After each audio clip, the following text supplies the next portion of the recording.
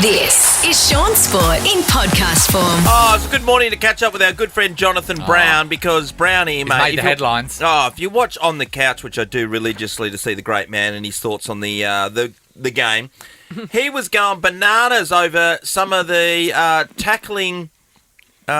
Suspensions Shaun, over the weekend. I wouldn't even say he's going bananas because I know some bananas and they don't go that madly. Hello, Browny. Hey, Browny. Hey, great to be on the number one brekkie show in Australia. Hey, Browny, Yes, it's an exciting time because there's always a story floating around and articles on Daily Mail and everything with your face on there. Do you realise, because when we say something, we say it into the abyss and no one hears. Yes. Or no one will report on it. Do you get a bit excited when you're making headlines around the place? Oh, I don't even know now. You don't even know. Notice it. It happens so often. Yeah, it's just Olivia, my eldest. Yeah. It's just, Dad, you've made TikTok for some reason. So, Again. I live my life through my daughter's eyes and how many likes I get on TikTok. So that's the only updates I get. Yeah. What a cool dad. It's pretty cool. She said, your followers gone up from 500 up to about 1,250, Dad, so I get a regular update. That's nice. So I've still got a bit of work to do. Got to do more Probably nothing dances. like you guys. Absolutely. Need to get up to the dancing. So talking about tackling is a bit for 14-year-old girls, so maybe I need to come up with something more original to their liking. Well, you can talk to us about it because the tackles we saw on the weekend, they were very interesting. So we've got the guy from GWS is Toby Bedford.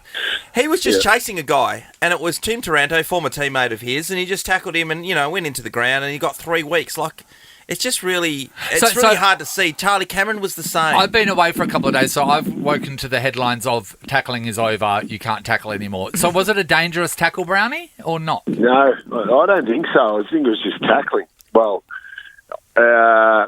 so the problem is the game is under pressure from the legal system, and so the threat of litigation hovers over the AFL now, like it does with a lot of other sports. So this is what we see happening locally with Brad Shepherd. He's taking the West Coast Eagles to court over his concussions. And the AFL. So that's what they're trying to stop happening. So if that's what they're trying to stop happening, no one can touch anyone ever then, hey? Well, pretty much. I think they're just, we've become a hostage to litigation. So that's the problem with the current day players. It would be extremely challenging to play the game now, and not, have football incidents and not have the players hit their head, which is just naturally going to happen. I liken it to, I think we're at that point where we've made the game really safe, but ultimately it's still a contact sport. Yeah. I'm likening it to Formula One, where they've made it really safe now for the drivers, even though they're going 300 k's an hour. But to go to the next level, it's almost like you're going to say to Max Verstappen, we're worried about a couple of these high-speed corners. We're going to put a couple of speed cameras on those corners. And if you go over a certain speed, they're going to fine you. There'll be someone flashing their headlights. I didn't let you know that there's a speed camera ahead. That's right, so it's, you know what I mean? So it's bloody hard. And those two examples on the weekend, especially the Toby Bedford one, I just wonder what's the alternative for the players. So, Can I please have the ball? So don't you think, Macca, the Toby Bedford could only have reached Tim Taranto if he dived. Yeah. So therefore, his weight was obviously, he left his own feet. So therefore, his weight was going to drag down Taranto. So I don't know what the alternative is. Well, that's right, Brownie. And everybody just doing their job. Their job in these circumstances and the is to chase and tackle.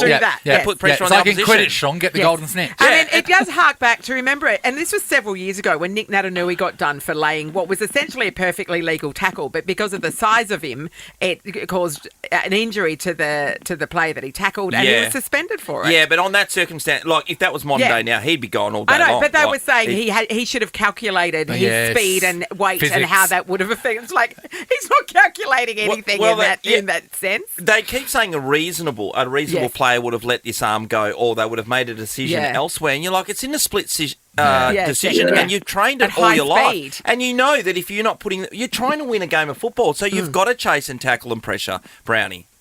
Yeah, I think it's we judge players on slow mo, don't we? Yeah, we judge do. them by slow mo now. It's extremely hard, and the TV coverages are amazing now, and I work for Fox, and obviously Channel 7 cover the games. I think there's about 18 cameras now. So, and they're all now high-tech cameras. They're all slow-mo. And slow-mo and hindsight. Exactly right, slow-mo and hindsight. So, but at the end of the day, it's still a contact sport. There's still going to be tackling required, and AFL's done a tremendous job, don't get me wrong, and there are real genuine cases out there, like Brad Shepherd, like my first cousin Liam Picken, who have had to retire.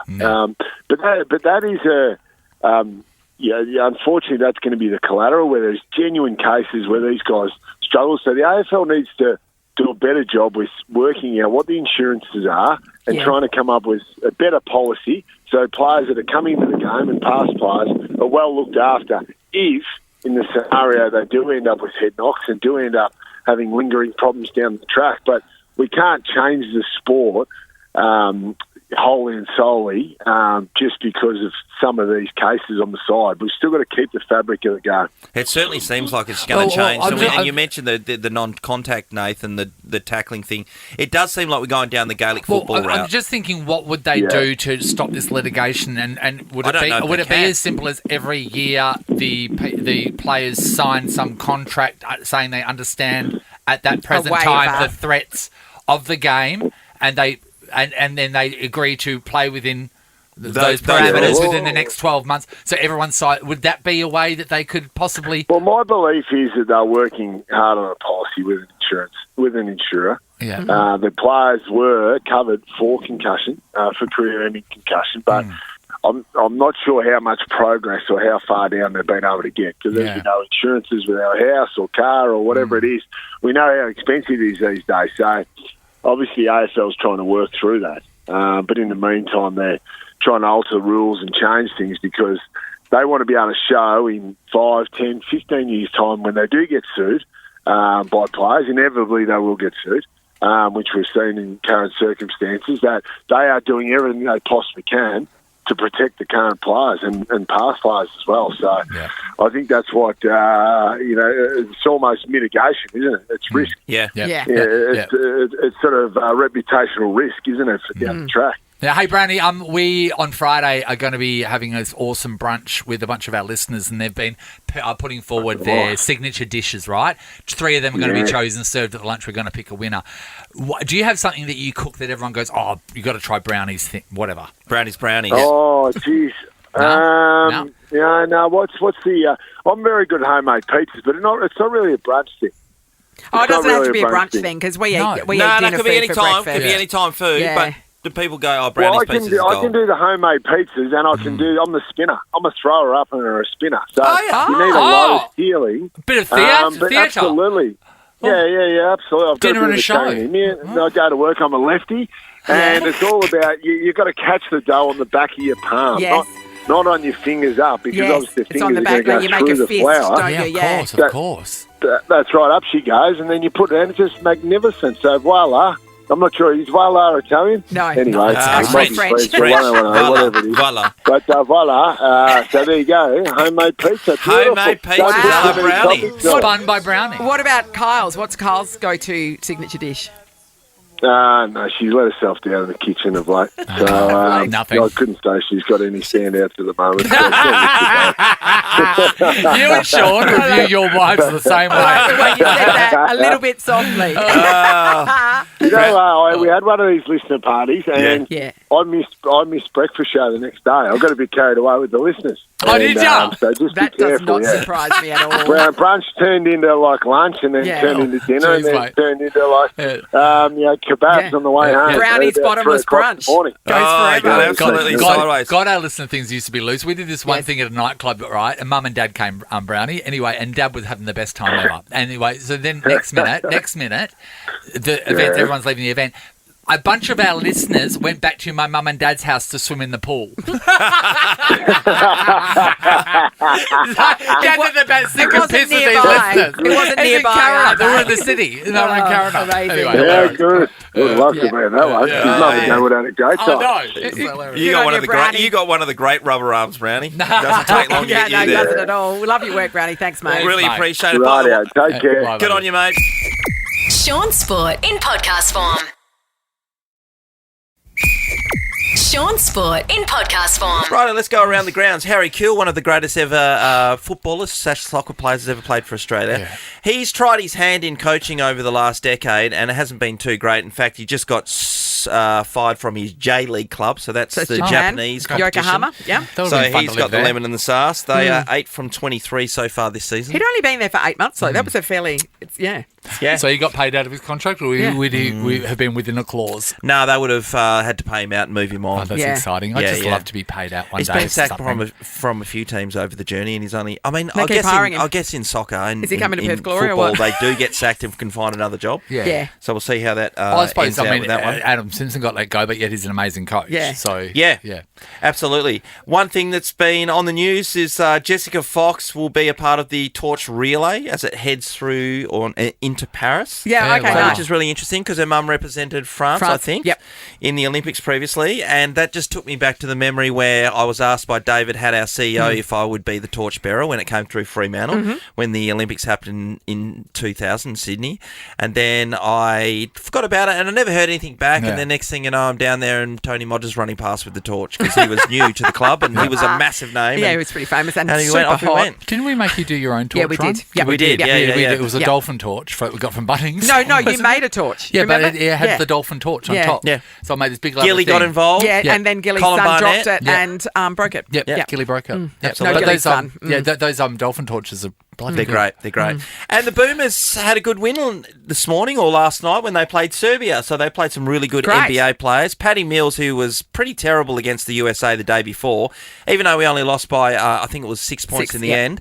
They played particularly well, and Paddy hit 28. So these are warm-up matches heading into the Olympics. They took it to the States, and I know that they were probably going in third gear, but still. Hey. Yes. Sorry, you're speaking about coaches, and I saw something on the news, and I've been out of it for a few days, and I don't know whether you discuss it or not, but Dean Cox has said that he does not want to be the coach of the West Coast Eagles. He wants to be the coach of the Sydney Swans. No, he said that he's not entertaining the idea. He's got a job at Sydney. He's happy to stay there at the moment, and that's where it stays. That's a big call, isn't it, to be given, to say no to an opportunity like that. Well, he hasn't. He sort of hasn't. No, he hasn't. No, he's just saying that's that how they're reporting. It's reported, yeah. So, and again, Nathan, on that, so John Longmire, the coach of Sydney, was asking the question. He said, no, Dean has got a plan.